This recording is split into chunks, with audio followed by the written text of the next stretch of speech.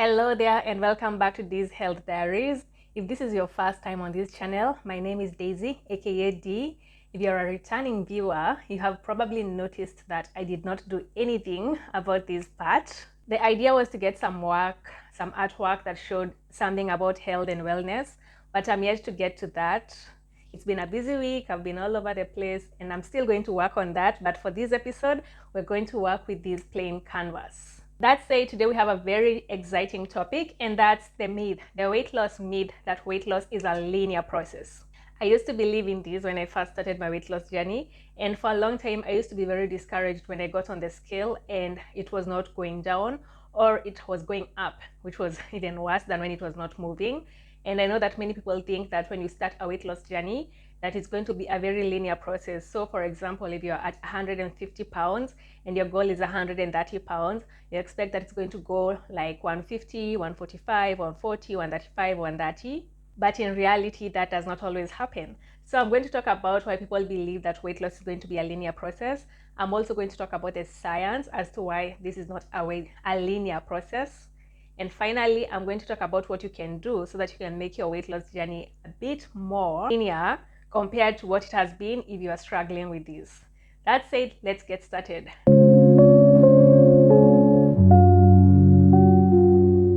So like I always say in all of my other videos, before people believe in anything, there has to be a backstory to it. Because even before people believed in aliens existing, there was a backstory to it. Someone saw a spaceship, I think. And that's why people believe they're aliens, or someone saw their neighbor doing something weird and they thought, okay, that's an alien. Yeah. Nobody can know. And don't tell anybody about our attic. Hello? Oh, hey, Quagmire. Hey, you're not going to believe this. I'm over here with Joe, and he's got a space alien.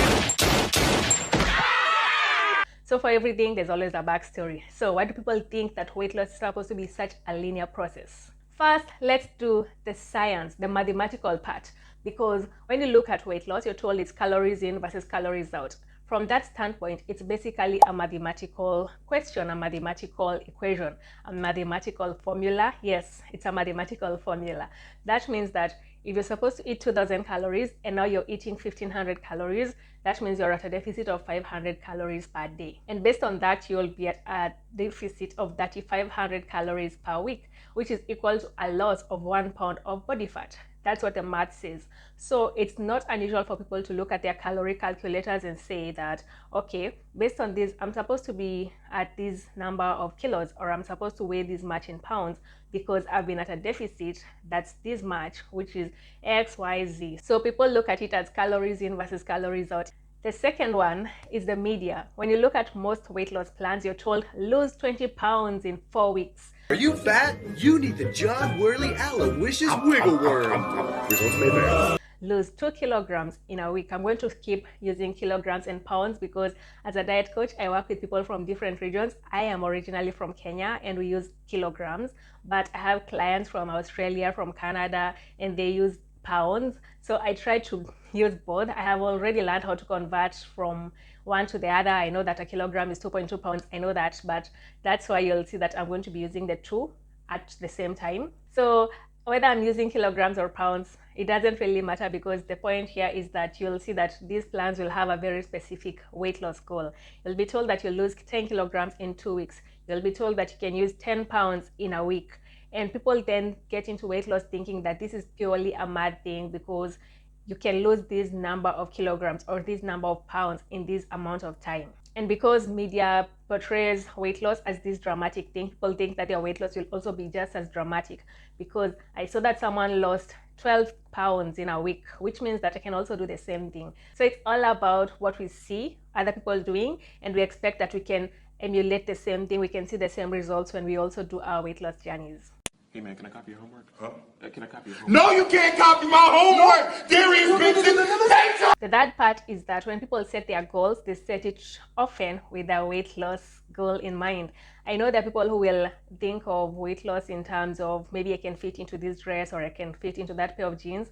But for many people, there's a weight loss goal in mind. For example, when I went on my weight loss journey, I wanted to get to 52 kilograms. I covered that in my previous video on why I left his, but I was 67 kilograms at the time and I wanted to get to 52 kilograms. So for someone like me who's getting on the scale, the idea will be I want to see myself getting closer to that 52 kilograms. And I'm not the only one who does this, because even when you go to the gym, if you're working with a dietitian, if you're working with a nutritionist, a diet coach, a wellness coach, a health coach, they'll all ask you what exactly is your goal. And often that's in terms of numbers. I know that right now we're moving towards a more holistic view where people don't really look at the numbers. They ask you, where exactly do you see yourself? Are you trying to be healthier?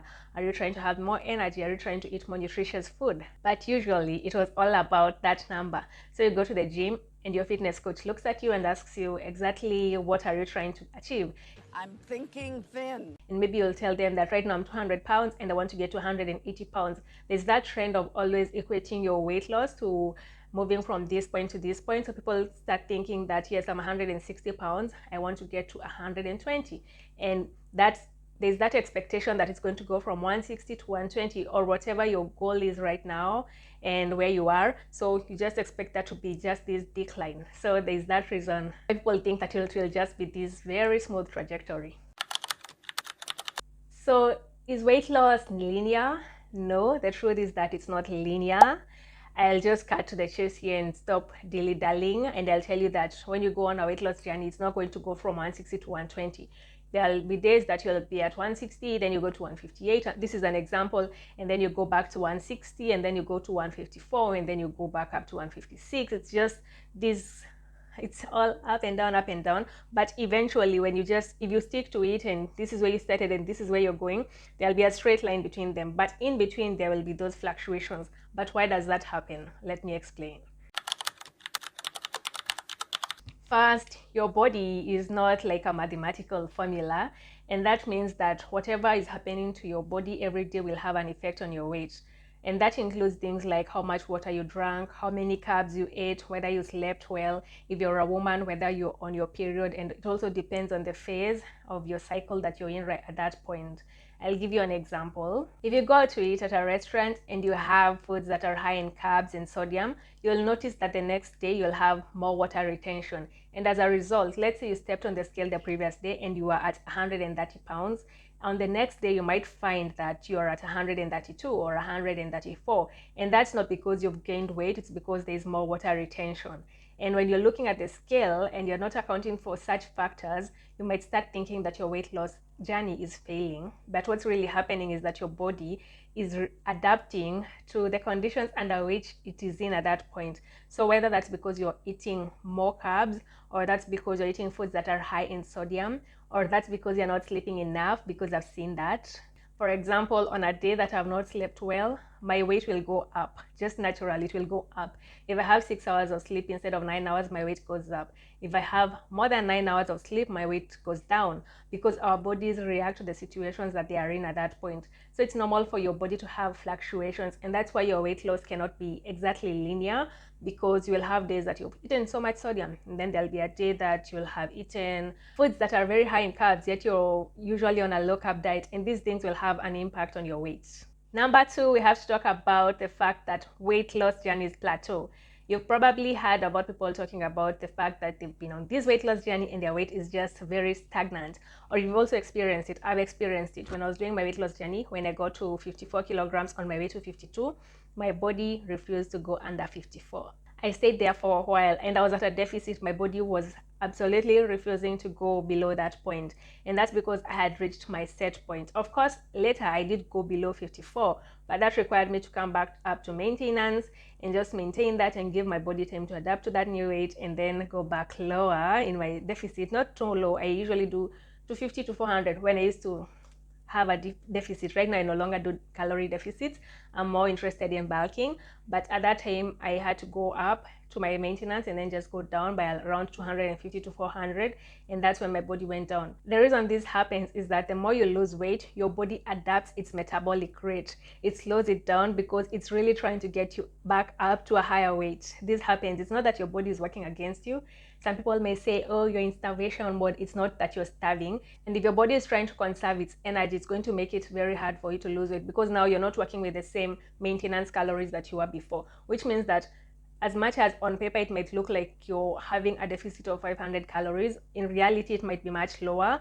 And since your body is still trying to get you back to a higher weight, then you'll find that you're maintaining the same weight and your weight loss rate has just reduced drastically or even just stopped. The third point is that when you first start losing weight, you'll notice that you're really losing so much weight at first. I remember when I started losing weight, I told you that I started at 67 and within 2 months I was not even trying and I went down to 64. That's because at that initial weight loss phase, you're mostly losing water weight and also losing muscle mass. Of course, you also lose fat in the process, but it's mostly just water weight and muscle mass. After a while, your body now is left with fat. It's trying to get rid of fat, and this is metabolically slower, and so you end up seeing a reduced rate of weight loss. At the same time, it helps to note that people who go on weight loss journeys also sometimes combine that with exercise, which is actually commendable, especially if you're eating enough protein.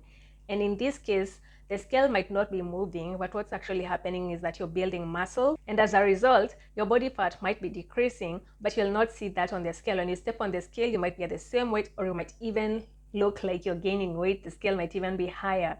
And it's not because you're gaining weight, it's because you're gaining muscle. So sometimes that happens. It's important to note that body composition changes can play a role in why your weight loss is not linear. And number 4, we have to be honest with ourselves. The truth is that as much as people say that I'm doing everything I can to make sure that I get to my weight loss goal, people don't always adhere to their diets. They'll say, yes, I'm sticking to 1800 calories a day. But they tend to forget that, okay, yesterday they had chocolate cake and they know that it was probably not 100 grams, but they logged it as 80 grams, even though that cake was definitely like 200 grams. And they lied to their app, but they cannot lie to themselves. Or they went out with friends and they had a few drinks and they did not log those. They assumed those were like free calories or something. Or when they work out, they actually log more exercise calories than they actually exercised. The truth is that as human beings, it's going to be very hard for us to stick to a diet completely. It's very hard. Diets are often taxing, not just physically, but also emotionally and psychologically, especially if you don't really have a good relationship with food. So it's going to be very hard for you to stick to a diet. And when that happens, the days that you're sticking to the diet, yes, your line is slowly going down. But then on the days that you tweak the situation a bit, you end up maybe eating at maintenance or eating above maintenance. And on those days, you'll find that, yes, your weight loss is an average of what you do. It's an average of what you eat and how much you move. It's just that average. So if you're at a constant deficit, yes, the line will continue going down. If what you're doing on those days, I hear people calling them cheat days. I don't actually like the term cheat day because how can you cheat on a diet? But if what you're doing, if on those days that you go off track, you're actually ending up at maintenance, and you'll find that, yes, you are maybe losing weight and now your weight has plateaued, or you're actually gaining weight because on the days that you go off track, you go so off track that you actually end up being at a surplus. So that means that you're actually gaining weight. So we also have to consider that people don't always perfectly adhere to their diets, and that's why weight loss cannot be linear for some people, because there are times that they'll go off track. Okay, now let's get to the part where we talk about what you can actually do about your non-linear weight loss. How can you make sure that your curve looks more like this? As much as there'll be those fluctuations, it's more like this instead of like this. Because the more you have these dips and spikes, the harder it will be for you to get to your weight loss goal, or the more time it will take. And truth be told, if you're still seeing all of these spikes as you go down, it's going to be very hard for you to be motivated to stay on that track. And that's the reason why people usually give up on weight loss journeys, because they'll see that the scale is not moving. So why am I still denying myself things that I want? Of course, that's a problem to do with the diet because you shouldn't feel restricted. But the truth is that even if you're having everything that you want, a calorie deficit is still uncomfortable. So if you're still seeing all these spikes, you'll probably end up giving up. So what can you do to make sure that your weight loss journey is a bit more comfortable and more effective than before? The first thing I would encourage you to do is look at the overall trend instead of looking at what's happening day to day. Actually, I would actually advise you to measure your weight every day. That way you'll get used to the idea that your weight fluctuates, because if you see that today you're at maybe 130 pounds and tomorrow you step on it and you're at 132, and then the next day you're at 130, and then the next day you're at 128, the more you get used to seeing those fluctuations, the more you get used to the idea that weight loss is not this linear thing, and it makes it easier for you to deal with the times where you'll have these spikes and dips. But that said, the general idea should be to focus on the overall trend. over time, let's say over 7 days, are you losing weight on average? You compare these 7 days versus the previous 7 days. If you compare this month and last month, are you actually on a downward trend using the averages for your daily weigh-ins? If you can do daily, or you can do weekly weigh-ins, as long as you get the averages and then you look at what you were at before, then that way it's easier to see that you're losing weight. Because if you're using daily measurements, as much as it's good for you to understand fluctuations, that's when you'll see most of these movements, and that can be very discouraging. Number two, which is something that I like using with my clients, is that you track your non-scale victories. Because yes, it's easy to have a number there and you tell yourself that this is the number that I'm aiming for. But as we have seen, it takes a while to get to that number, especially if you have a long journey to go. So in that case, it will be better to just look for something else that you can use to track your victories. For example, if you have a dress that you haven't fit in a long time, as long as it's a reasonable size, you can use that as your way to track. Because then you can look at it and you can see, okay, yes, last month I wasn't even able to get it past my hips, now I can. And now this month I've even been able to zip it up a little bit. That means I'm losing weight. I might not see it on the scale, but it's actually happening. You can also do this with clothes that you actually fit into right now, because you can wear them and say that, okay, this shirt used to be so much tighter on me. I can feel that's a bit looser, and that's a sign that I'm losing weight. But it's not just in your physicality. You can also tell that you're losing weight based on things like, are you sleeping better? Are you having an easier time moving up and down? Of course, that can be a show of your mental and physical state, because maybe if you had stress and you're no longer stressed, you'll sleep better. But generally, losing weight helps you do better in other areas of your life. So you can look at things like your energy level, how well you're sleeping, how easy it is for you to take the stairs. All those things show you whether you're making progress, even if you might not actually see it on the scale. The third one is be prepared for plateaus. They happen to everyone. Even people like me who have a diet coaching background have faced plateaus. And the thing is, I knew that the plateau was coming, but when it came, it was still a surprise, and it took a while for me to get over the fact that I was plateauing. I really did try to fight it, but then the thing you have to remember is plateaus are actually normal. They are just a part of the weight loss process. But if the plateau lasts for several weeks, you can look at a way to adjust that, because usually when a client hits a plateau, I advise them to take a diet break and use that time to come up for air, take a few weeks off the diet. Not that you're going to go back to eating the way that you used to. Just come back, reevaluate your maintenance calories, find out what that is at that point, and then go back down. Because usually when people hit a plateau, what they do is that they start moving more and maybe eating less, and that's not actually the best way to deal with that decreased metabolic activity. You need to come back up for air and then figure out where you are at that point, and then you go back in, because even your body needs that time. Your body needs that time to just recalibrate. So even if your coach tells you to stay at that point where you're plateauing and they ask you to make some adjustments, just make sure that they're slight, because you don't want to stress your body even more. Finally, you want to focus on consistency, because as much as you're losing weight, what you're trying to do is come up with a lifestyle that you can adhere to forever. And that comes down to consistency over perfection. What can you actually keep doing now that you can do 10 years from now, 20 years from now, 30 years from now? And that requires you to be more consistent. You need to understand what baseline works for you and to stick to it. For example, what will you do on a day that you have gone off track? If you went to a birthday party and the cake was so good and you had 5 slices, are you going to punish yourself for eating it? No. You have to figure out how you can get back on track without making yourself feel bad for having a moment of indulging yourself. And that's why these plateaus are so important, because they help you understand your relationship with your body and your food. So whenever you hit a plateau, whenever you hit a wall on your journey, just think of the long term. What habits are you trying to cultivate that you can have in the long term? And that means that if you don't see yourself at 70 years going to the gym and running on the treadmill for 2 hours because you had 2 slices of cake yesterday, then think about what you will do at that point. What will you do? You'll probably just say, yesterday I went a bit off track, but today I'm going to nourish my body with healthy food. And that's what you'll do.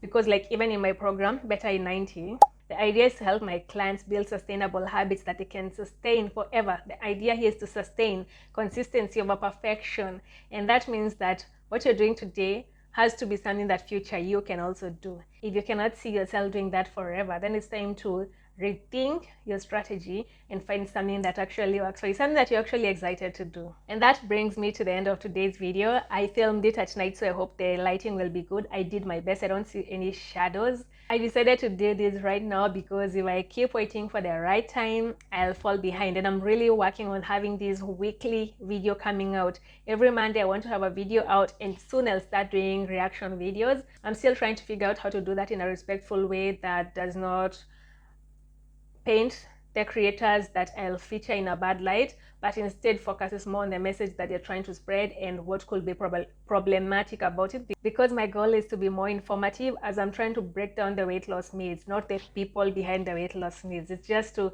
help people be more informed when it comes to weight loss and health. And the idea then here is to highlight what people are saying rather than who the people are. And sometimes I feel like that gets lost in the messaging when people are doing these reaction videos, and sometimes it can come off a bit mean because I feel like sometimes it's more of attacking the person rather than what they are saying. And understand that as much as that's entertaining, it's not the route that I want to take. So if you do see me come up with a fat loss reaction video, or a reaction to a fact activist, or a reaction to haze, or a reaction to any weight loss myths out there, I am going to be doing it in a different way. And I'll also be open to feedback on whether my approach is objective, because I don't want to add fuel to the fire. That said, I want to thank you so much for joining me on yet another video. And this time I won't promise that this will have changed by the next time. I'm going to work on it, but I am not sure that it will have had any change. And until next time, it was really nice having you here, and thank you for being here. Hit that like and subscribe, and I'll see you next time. Bye bye.